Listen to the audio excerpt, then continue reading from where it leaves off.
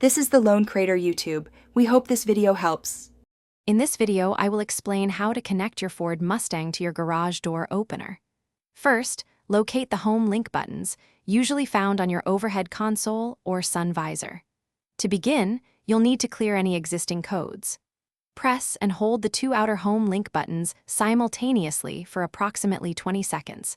The indicator light will first flash slowly, then rapidly, confirming that all previous codes have been successfully erased and you are ready to program.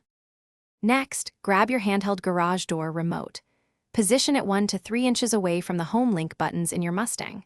Now, simultaneously press and hold both the desired Home Link button you wish to program and the button on your garage door remote. Continue holding them until the Home Link indicator light changes from a slow flash to a rapid, consistent flash.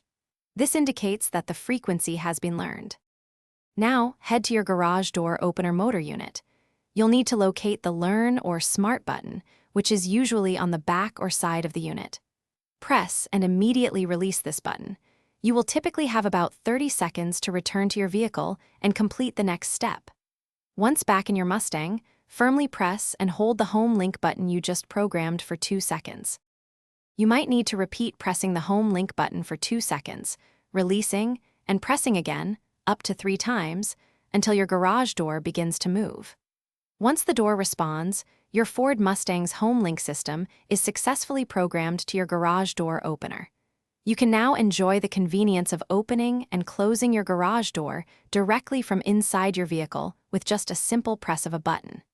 It's that easy. Thanks for watching. Consider subscribing if we helped you.